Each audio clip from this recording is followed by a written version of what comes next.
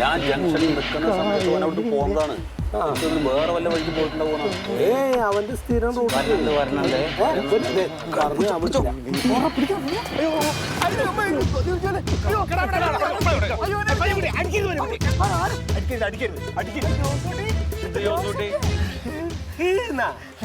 എന്താടാ നിന്റെ കൈയും കാലും? ഞാൻ പറയാൻ വേണ്ടി വരുവായിരുന്നു. അറിയോ, നമ്മൾ ഈ എതിർ പാർട്ടിയൊക്കെ ആണെങ്കിലും വ്യക്തിപരമായിട്ട് വിരോധമൊന്നും ആർക്കും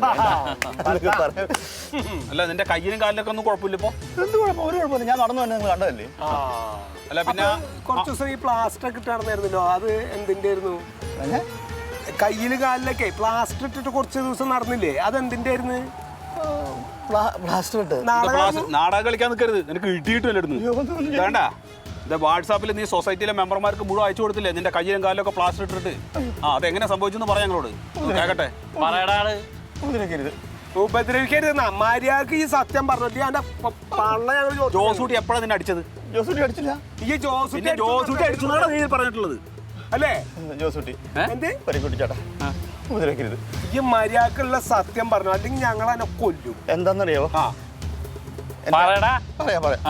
പേടിപ്പിക്കല്ലേ? പറഞ്ഞോ, സത്യം പറഞ്ഞോ. അത് എന്റെ അണികളെല്ലാരും പറഞ്ഞ് ഇങ്ങനെ ഒരു കശുശി ഉണ്ടായല്ലോ. നിനക്ക് പറയാനത് അത്ര വലിയ പാട്? പറയാം, എന്നെ പേടിപ്പിക്കല്ലേ. അതായത് ഇങ്ങനെ കൈയും കാലം കെട്ടി പ്ലാസ്റ്റർ ഒക്കെ ഇട്ടിരുന്നെങ്കിൽ നമുക്ക് സഹകാരികളുടെ അടുത്ത് ഒരു സഹതാപം കിട്ടിയാലേ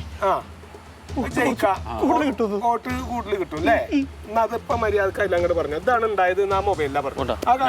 ഒരു കാര്യം ചെയ്യും, ജോസൂട്ടി നിന്നെ ഒന്നും ചെയ്തിട്ടില്ല. ഇത് നീയും നിന്റെ കൂട്ടാളികളൊക്കെ പാടെ കൂടി ചെയ്തിട്ടുള്ള ഒരു നാടകമാണ്. ജോസൂട്ടി നിരപരാധിയാണെന്നുള്ള കാര്യം അത് പറഞ്ഞോ. അത് ഷൂട്ട് ഇടിക്കില്ല.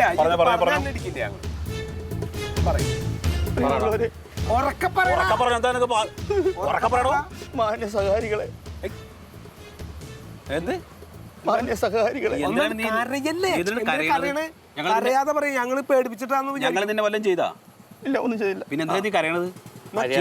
ചിരിച്ചിട്ട് പറ. നല്ല ഇതില് വ്യക്തമായിട്ട് വ്യക്തമായിട്ട് പറയണം. എന്റെ തെറ്റ് പറ്റിയതാണ്, എന്റെ അണികൾ എന്നെ കൊണ്ട് ചെയ്യിപ്പിച്ചതാണ്. തുറന്നു പറ, സത്യം പറ. മാന്യ സഹകാരികളെ, ജോസൂട്ടി ഇക്കാര്യത്തിൽ നിരപരാധിയാണ്. അദ്ദേഹം എന്നെ ഒന്നും ചെയ്തിട്ടില്ല. ഇതെല്ലാം എൻ്റെ കയ്യിലുണ്ടായ ഒരു പാകപ്പിഴയോ ഫ്രോഡ് പണിയോ ആണ്. ദയവായി നിങ്ങൾ എന്നോട് ക്ഷമിക്കണം. ഈ വിഷയത്തിൽ ജോസൂട്ടി നിരപരാധിയാണ്.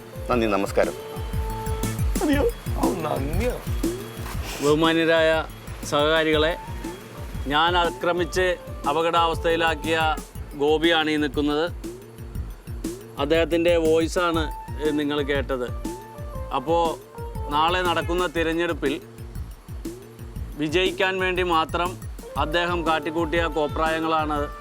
ഇതുപോലുള്ള കള്ളനാണയങ്ങളെ നമ്മുടെ സൊസൈറ്റിയിൽ നിന്നും തൂത്തെറിഞ്ഞുകൊണ്ട് മുഴുവൻ സമയവും നിങ്ങളോടൊപ്പം നിൽക്കുന്ന എന്നെ നിങ്ങളുടെ വിലയേറിയ വോട്ടുകൾ നൽകി വിജയിപ്പിക്കണമെന്ന് സ്നേഹത്തോടെ അഭ്യർത്ഥിക്കുന്നു എന്ന് നിങ്ങളുടെ സ്വന്തം ജോസൂട്ടി.